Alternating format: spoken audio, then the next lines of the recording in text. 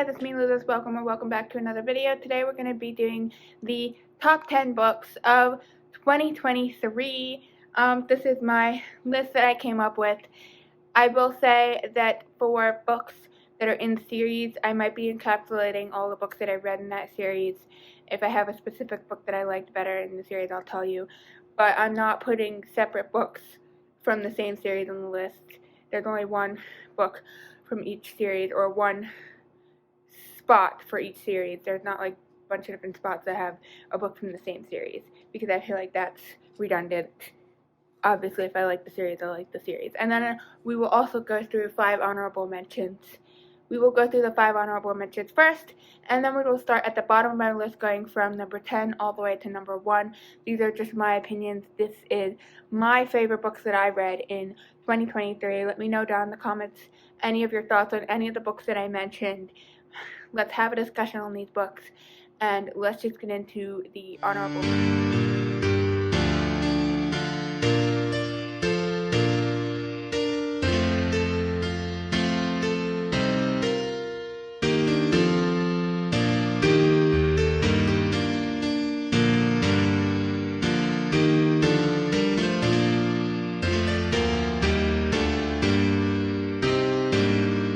So for our honorable mentions, I just want to name them off really quick. We have Biggest Brother, The Life of Major Dick Winters, The Man Who Led the Band of Brothers by Leigh Alexander. This is a history nonfiction about Dick Winters. Obviously, he's one of the guys from Band of Brothers. Obviously, once again. We have another book, Call of Duty, My Life Before, During, and After the Band of Brothers by Lynn Buck Compton. Obviously, this is another one about a guy from Band of Brothers. This one is about the author who wrote it, Lynn Buck Compton. Next, we have A Pocket Full of Rye by Agatha Christie. This is a Miss Marple mystery. I don't know if they're meant to be read in order, but that's the first Miss Marple mystery that I have read by Agatha Christie, and the second book that I've read by Agatha Christie, and the only one I've read this year so far, or this year. I'm not going to read more this year, but I want to read more of Agatha Christie. I really love this book. It was amazing. Next, we have Dividing Eden by Joel Cherubanu. This one I read, Dividing Eden and Eden Conquered. This is like a little duology, and then there's a couple short stories within the universe that I have yet to read, but I really enjoyed this way more than I was expecting to. And lastly, on our honorable mentions, I know it does seem like a kind of crime that's not on my top 10, but there are just some other ones that were rated much higher in terms of my 5-star rating system, so this one had to be in the honorable mentions, and that is Chess of the Emerald Sea by Brandon Sanderson. This book was amazing. It was so good, and it was such a sort of like a cozy-esque, kind of like we had a funny narrator. It was really good, and it was really different, and I really liked it, but not quite enough to land on the top 10, because all the books on my top 10 were just rated higher. I think I gave Chess of the Emerald Sea like a 4.5, and the rest of the books on my top 10 are either 5 stars or 4.75 stars, and so I'm going based off of my ratings and how I feel about them, and everything else I have on my list is just a little bit higher than Chess of the Emerald Sea, but Chess of the Emerald Sea was amazing. Absolutely loved it. It was great. Now we're moving into the top 10 books, and we're going to start right at number 10, and that spot will go to Stormfront by Jim Butcher. I loved this book. Basically, this is a detective wizard fantasy story.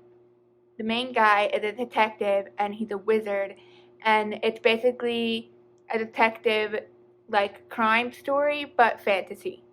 That is just absolutely right down my alley. I have yet to read any more of the books in the series. There's a lot of books in the series. I have book 2. I need to read it soon, but I read this a couple months ago now and loved it. I was reading this, and I was really excited to read it, because when I heard that it was magic and wizardry meet hard-boiled detective fiction, I was like, yeah, detective and magic, yes please.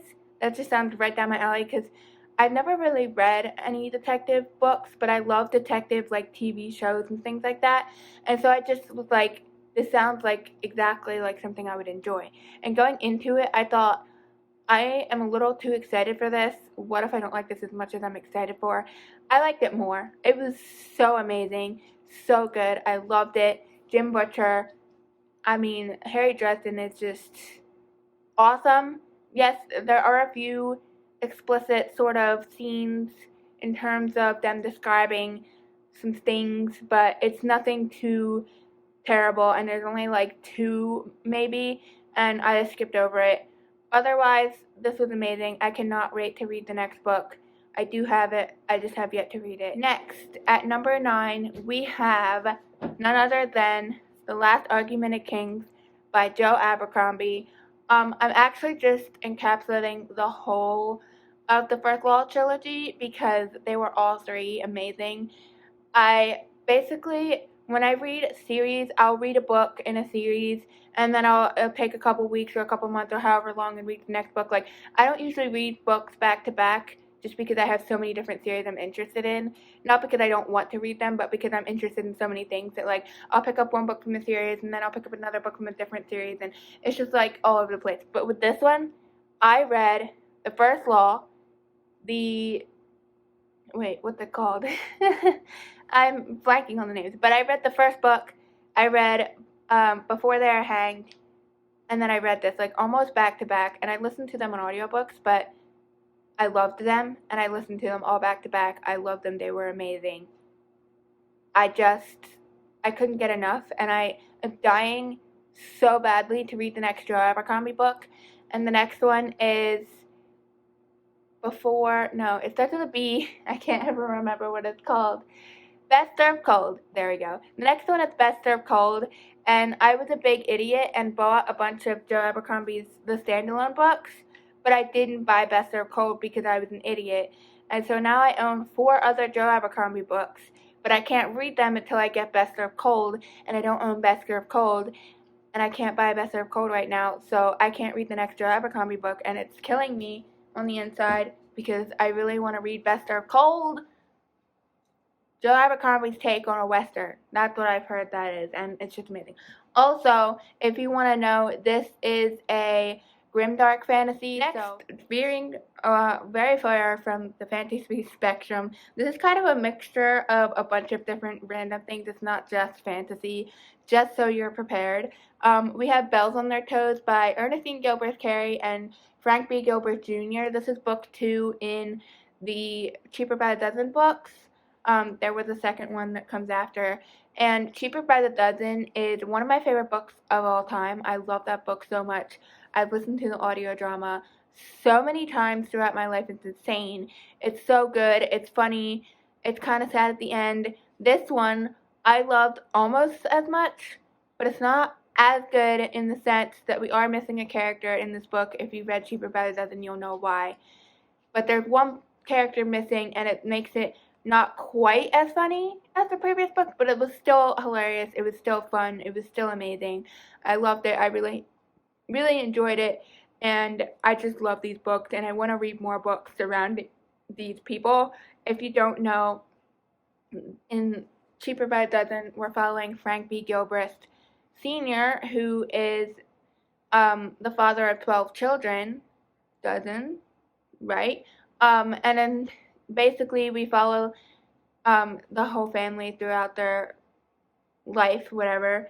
And in this one, we just continue from where the last one goes off and all of that. And it's actually a true story. It's not fiction. It's non-fiction. And the authors, Frank B. Gilbert Jr. and Ernestine Gilbert Carey, are 2 of the children in the 12 children. And they wrote these books about their family. Next, we have a recent read. I had to put this on here because I'm obsessed with this author and his books, and I just couldn't not put this on here. We have Murtagh by Christopher Paolini. This is technically book 5 in the Inheritance books, but it's not the book 5 that was promised. There's still another book coming out, and there better be with the way this ended. Like, there's still lots of stuff unanswered in here, and like, there's definitely a villain. I know the villain, it's brewing. I know the villain, like, that's gonna come hopefully in the next book. But this was amazing. First off, I love Christopher Polini. I will read everything and anything he ever writes. I would read his grocery list, okay? I love Christopher Polini a lot. And I think part of the reason that I personally love his book so much is not only because, dragons and all of that, but he's one of the authors that got me into reading, got me into fantasy. The first ever book that I read was Harry Potter that got me into reading, but the second ever book that I read that got me into reading was The Inheritance Cycle. And I loved it at the time, and I still love it now. And I love this just as much. And I loved so much being in Murtag's point of view. It was so much fun being, first off, in someone else's point of view than Aragon, because I love Aragon, don't get me wrong. But it was so much fun being in someone else's point of view, just seeing what someone else's point of view is like. And I just loved his story and all of the backstory, and you get to see how he is and how his mind works and, like, what he went through, and you get to be in his mind. It was just so interesting. I loved it. I loved the story. I could read this again. This was so good. Next, we have another nonfiction. We have Bonhoeffer, Pastor, Martyr, Prophet, Spy, A Righteous Gentile versus the Third Reich by Eric Metaxas. This was amazing. I actually finished this at the beginning of this year. I read like maybe half of it last year and half of it this year, but I annotated the heck out of this book. This was amazing. I loved it. Being a Christian myself, this was just really amazing, and he had a lot of really good things to say. It was also just really interesting. It was also sad towards the end, but this is one of the books that I've annotated the most, and I feel like this one specifically was the perfect book to annotate because there's so much good stuff in here that's like worth annotating. It's not like a fiction book that's just like, oh, that was cute, that was fun, whatever. This is like legit.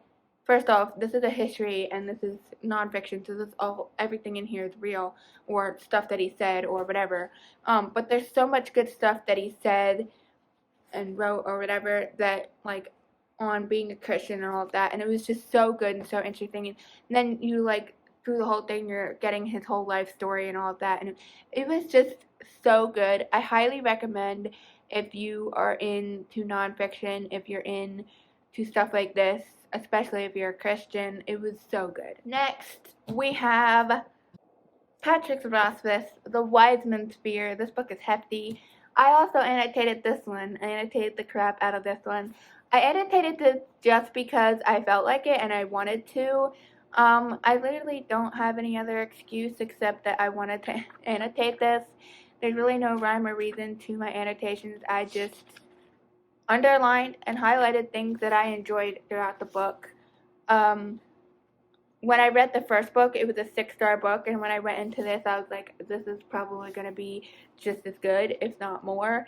And, well, boy, was I right. This is another 6-star book, and I loved it, and that's why it's on this list. Basically, this is another fantasy, obviously, and we're following this guy who he owns like a bar, a pub, whatever you want to call it, an inn, whatever. He owns a bar. And basically, he's telling his life story to this other guy. And anyways, I really loved this book. I think Patrick Rothfuss is an amazing writer. I'm excited to read the short stories. There's the Narrow Road Between Desires, which just came out this year. I actually just got a copy of that. And then there's also the other one that I can't ever remember the title of.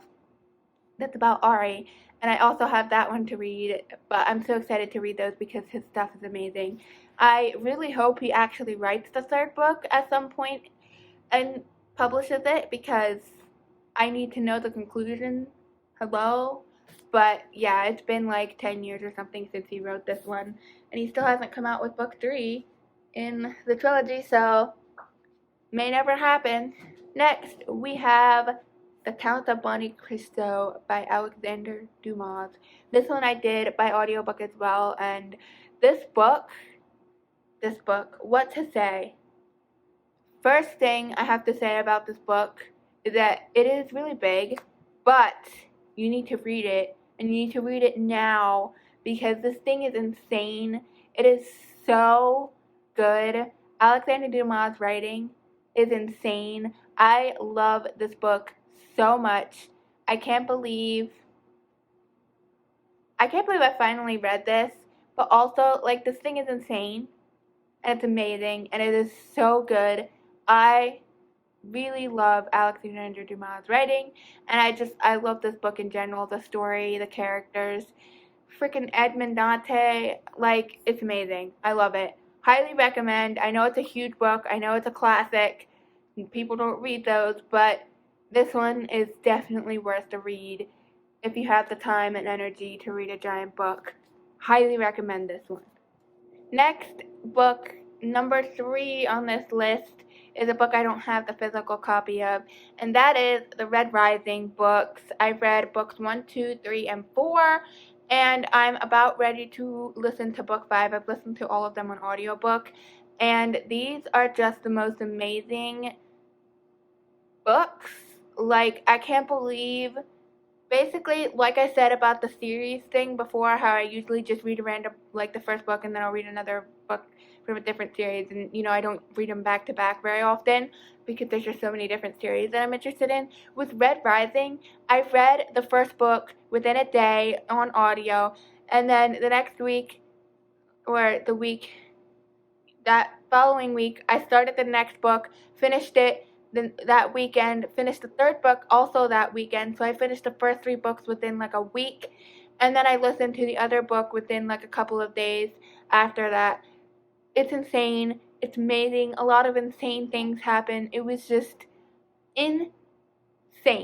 If I have to pick a favorite book out of the series, it's really hard because they're all amazing, but it would be between Golden Sun or Morning Star so far. Insane. Insane. Insane. Love it. Highly recommend. Pierce Brown is an insane writer. It's a sci-fi, so there's that, but it's so good. Basically, it's Hunger Games in space. Everyone says that it's Hunger Games in space, and when I went into this, I was like, but like, is it really Hunger Games in space?